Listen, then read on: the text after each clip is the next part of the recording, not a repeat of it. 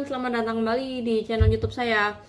Hari ini saya akan menjelaskan satu kata spesifik ya, yang masuk di dalam video sebelumnya yang judulnya perilaku narsisis gitu kan. Merupakan salah satu aja itu dari ciri-cirinya yang bisa menjadi salah satu perilaku yang kemungkinan pada umumnya gitu ya cenderung dilakukan oleh seorang narsisis. Nah, ini adalah dengan istilah gaslighting. Nah, dari kata gaslight, gas dan light. Ini di sini saya menjawab beberapa pertanyaan yang masuk ke chat gitu ya. Sebenarnya gaslight itu apa sih? Gaslight itu gimana gitu kan. Nah, pada kesempatan kali ini semoga ini bisa cukup menjelaskan secara mudah gitu ya. Gaslight itu kan artinya gas gitu ya. Terus light itu kan sebenarnya kayak lampu. Nah, kenapa kok bisa sampai ada istilah gaslight? Nah, itu karena dengan adanya sebuah judul dari apa ya, kayak drama panggung gitu deh di Inggris. Nah, itu pada tahun udah lama banget sih, tahun 1938 ada sebuah drama panggung yang namanya Gaslight gitu. Jadi kalau kita ngebayangin ada lampu terus kayak ada gas gitu kan, pasti kayak berkabut nggak jelas gitu kan, kita kan jadi kayak nggak bisa lihat clearly gitu kan. Nah, kemudian dari sebuah drama panggung ini kemudian dibuatlah sebuah film yang namanya film judulnya Gaslight. Nah, dulu launching di Inggris itu pada tahun 1940 gitu. Nah, kemudian juga di US tahun 1944. Nah, kemudian adalah istilah gaslighting seperti itu. Jadi sebenarnya gaslighting itu apa gitu. Nah, ini juga pernah sebenarnya saya sebutin di video sebelumnya yang judulnya perilaku NPD atau narsisis gitu ya. Nah, kalau NPD adalah nama personality disordernya, narcissistic personality disorder. Nah, gaslight ini adalah sebuah bentuk manipulasi yang bisa juga dilakukan oleh seorang narsisis atau siapapun gitu ya. Lebih secara umum terms ini gitu. Bentuk manipulasi yang membuat korban itu menanyakan kembali realitas yang ada. Menanyakan kembali realitas mana yang benar, mana yang bukan gitu. Jadi kayak messing with someone's head gitu, kayak berusaha untuk mendistorsi ingatan-ingatan dan persepsi. Nah, bayangin aja nih, kita udah inget sesuatu yang kita yakini banget bener, itu berusaha didistorsi, dan juga persepsi yang kita yakini itu juga didistorsi gitu. Jadi orang yang mengalami gaslighting ini jadi kayak gimana ya? Ya nanyain, gue nih waras gak sih, kayak menanyakan kewarasan gitu ya. Di dalam video kali ini supaya gampang saya akan menjelaskan bentuk gaslighting dalam beberapa elemen gitu ya. Elemen-elemen sebagai berikut. Yang pertama, gaslighting itu gimana? Mengelak sesuatu yang udah jelas-jelas dikatakan atau dilakukan. Udah jelas-jelas ya. Jadi misalkan nih, apa ya, contoh yang sederhana aja gitu. Misalkan udah jelas-jelas nih ada seorang, udah jelas-jelas tadi dia makan tempe, tapi dia bilang enggak kok, enggak, gue nggak makan tempe, gue nggak pernah makan tempe sama sekali, padahal udah jelas-jelas makan gitu. Tadi gue tuh makan apel gitu, bukan tempe gitu. Nah, orang yang di gaslight pasti akan bingung dong, kok ini gimana sih, udah jelas-jelas tadi dia makan tempe, lagi pula ini kan juga nggak penting banget ya. Ya udahlah, aku ya aja lah, kalau memang mau makan tempe juga nggak apa-apa kok gitu. Tapi orang yang itu kekeh banget, enggak, bukan makan tempe, makan apel gitu, sehingga mendistorsi kenyataan gitu ya. Kemudian contoh sederhana lagi, misalkan dalam kehidupan sehari-hari, sebuah pasangan gitu ya, telepon, nanti kamu jemput aku nggak? Iya, aku pasti jemput kamu kok, jam 3 sore ya, gue yang jemput gitu kan misalkan. Terus ketika jam 3 sore ini dia nggak jemput gitu kan. Kemudian pasti orang yang nungguin itu nanya, loh kenapa kok tadi kamu nggak jemput? Katanya kan kamu sendiri yang bilang mau jemput. Terus dia men-gaslight dengan cara apa? Enggak, siapa yang bilang mau jemput kamu? Enggak kok, aku nggak pernah lo bilang mau jemput kamu. Kamu jangan ngarang deh gitu. Jadi ibaratnya mendistorsi realitas yang bener-bener real gitu. Kemudian kita kasih bukti nih, jelas-jelas. Nih buktinya nih, ada recordnya nih, kamu nelfon aku jam segini. Ini tuh di waktu telepon kamu bilang kamu mau jemput aku gitu. Tetap deny terus, mengelak terus. Nah, karena ini bertubi-tubi sampai akhirnya korban ini menjadi bingung sendiri kan. Kok bisa ya, masa gua nih kayak mimpi gitu ya, orang tadi jelas-jelas dia bilang mau jemput tapi enggak. Jadi ibaratnya seorang gaslighter ini ya, yang melakukan gaslighting ini kan disebut gaslighter gitu ya, dia akan terus mencoba, enggak lah mungkin kamu cuma salah dengar aja, alah jangan-jangan orang lain deh yang nelpon, bukan aku kok, yakin gue tuh nggak pernah bilang gue mau jemput lu. Nah, kalau ini dari cuman contoh kecil ya, contoh sederhana banget masalah tempe sama jemput gitu ya. Tapi bayangin kalau hal ini menjadi hal-hal pokok penting dalam kehidupan, hal-hal yang inti, hal-hal yang prinsip gitu ya. Nah, korban yang terus mengalami gaslighting ini bisa jadi bikin error gitu ya, jadi kayak ngerasa bingung, jadi kayak apa ya, dan takut ya kayak gila lah, pastilah kalau udah jelas-jelas realitasnya apa tapi berusaha didistorsi. Kemudian yang kedua, terang-terangan berbohong untuk mengarang sesuatu yang jelas-jelas mungkin nggak ada ya gitu, kayak nggak ada angin, nggak ada hujan, nggak ada apa-apa, ngomong aja bohong gitu. Misalkan menciptakan sebuah realitas yang nggak ada, ngarang aja gitu untuk menciptakan realitas palsu. Jadi men-gaslight itu kan mendistorsi realitas. Contoh lagi ya, misalkan ngomong gini, hari ini di kantor tadi gue tuh naik ke panggung loh, terus gue tuh dapat penghargaan jadi karyawan yang paling berprestasi, karyawan yang sangat berjasa dalam kesuksesan project perusahaan gue gitu. Nah, ini tuh bener-bener kesempatan gue banget nih untuk membuktikan bahwa gue ini memang bener-bener cocok banget di bidang gue saat ini dan di pekerjaan gue saat ini. Nah, kenyataannya yang terjadi mungkin memang di kantor itu bahkan lagi nggak ada event penghargaan apapun, atau bahkan mungkin hari itu dia mungkin lagi pergi, mungkin lagi meeting sama klien atau lagi mengerjakan hal yang lain.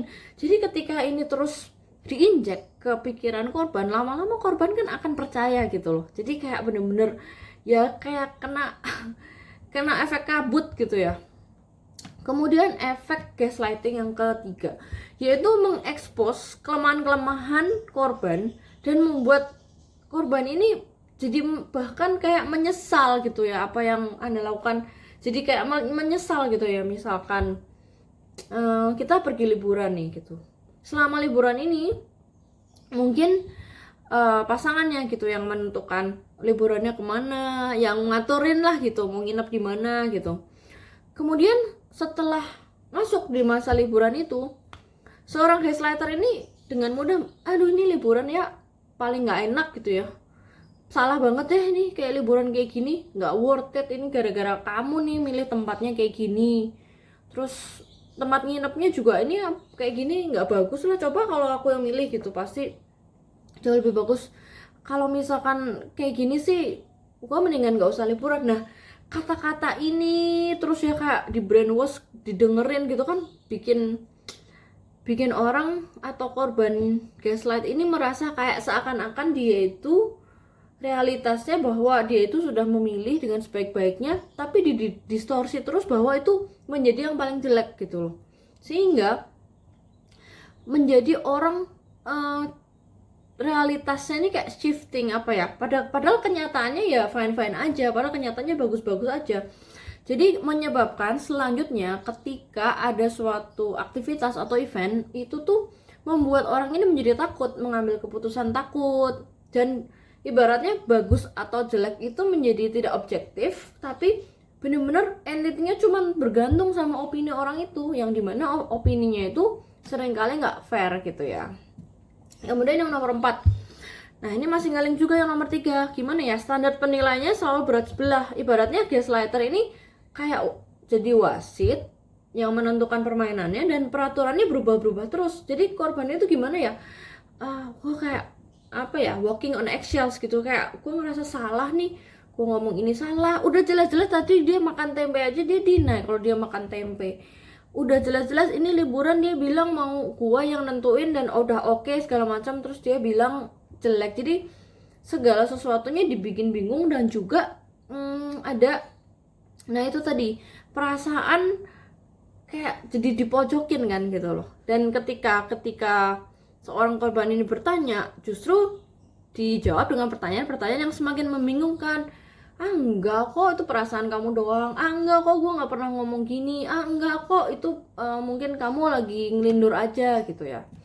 Kemudian elemen yang kelima yaitu memutarbalikkan fakta gitu.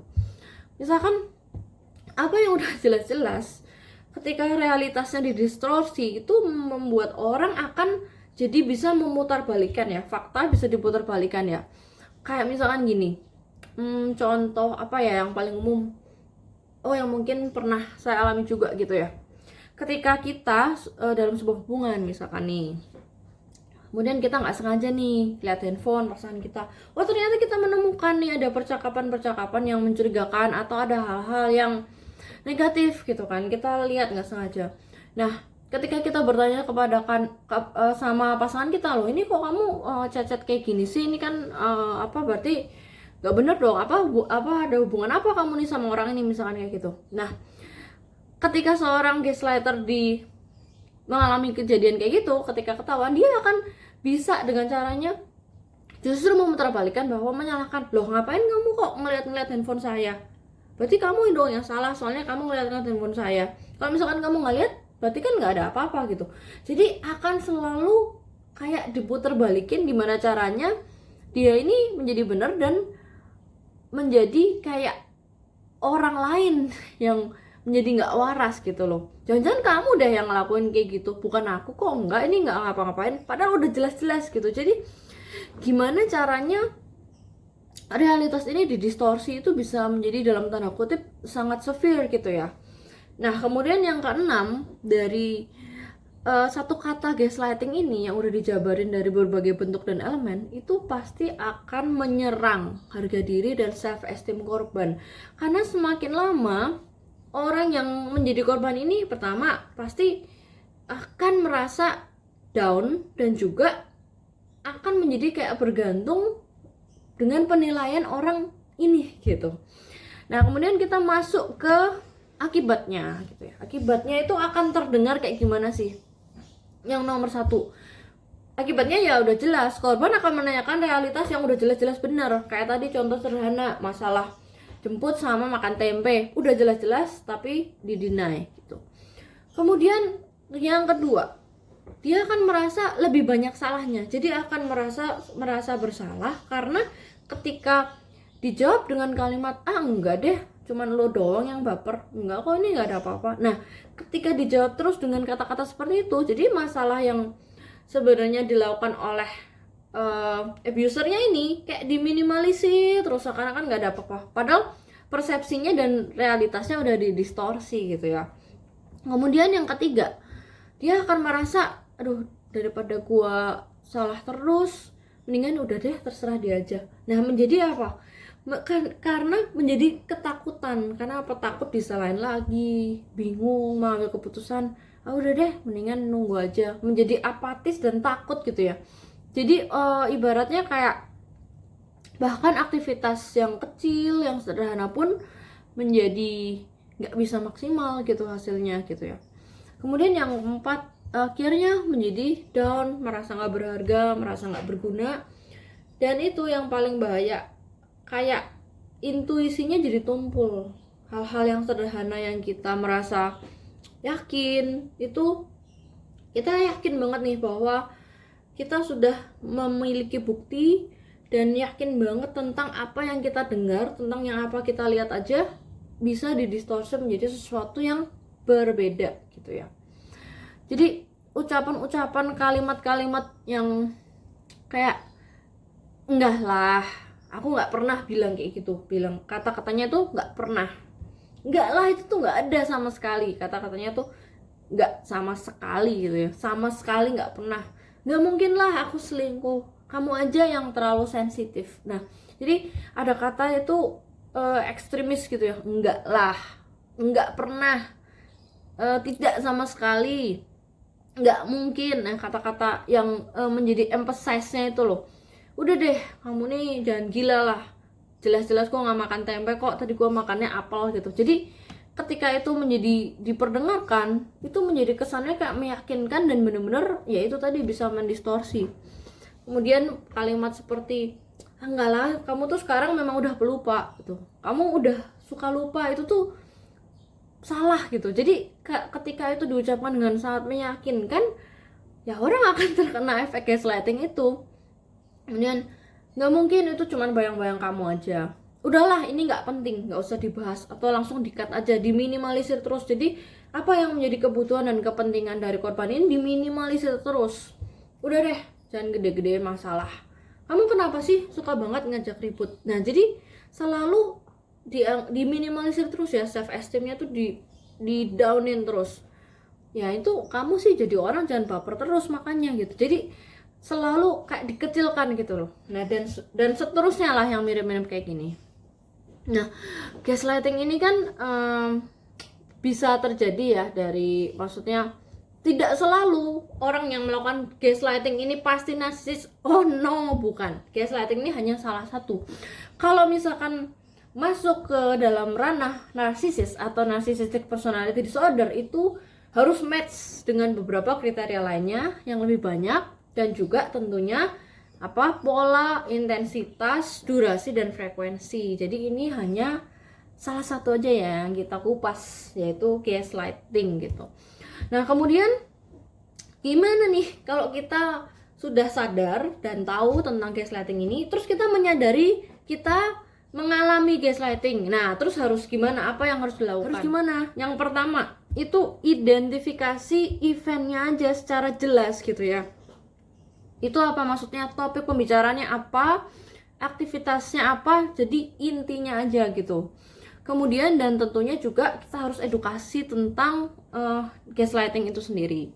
Kemudian langkah-langkah kedua, yaitu kita bisa tulis di kertas tentang kejadian atau topik pembicaranya. Intinya aja, siapa yang ngambil keputusan sih, terus keputusannya apa. Jadi tulis. Nah, dengan ada tulisan pasti kita udah semakin jelas dan yakin bahwa kita itu tahu mana yang benar mana yang enggak.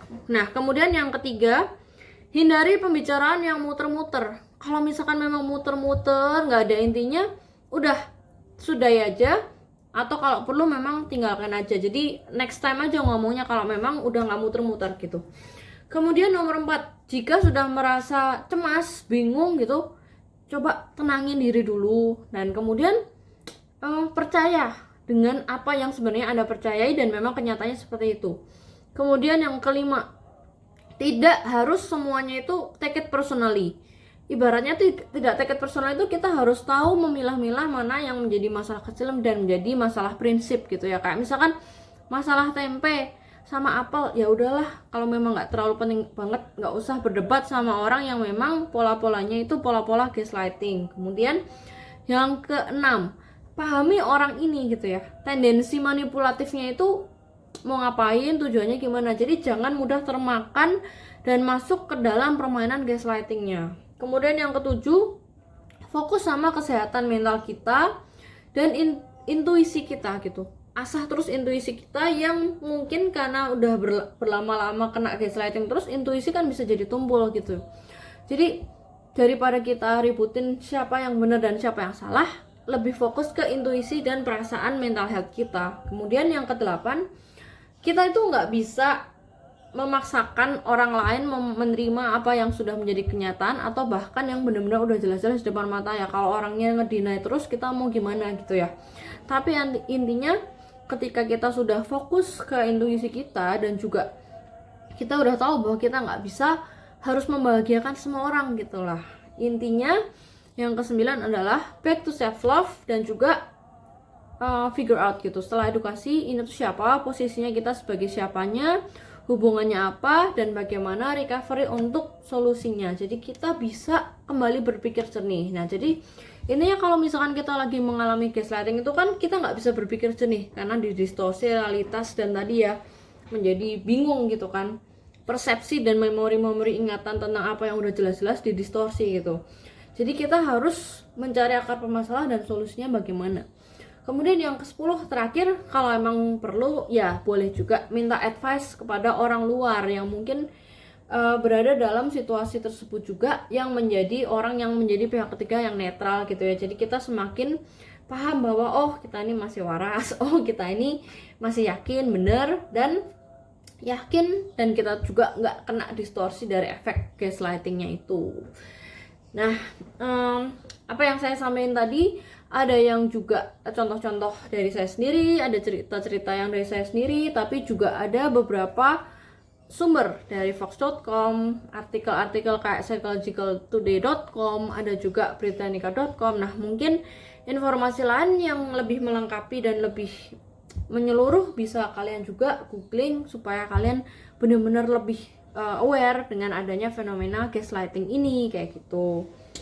Kalau misalkan mau diskusi sama saya, jangan lupa mampir ke sini @unsecret.narcissist gitu. Sekian video kali ini, semoga video ini bermanfaat dan sampai jumpa di video selanjutnya.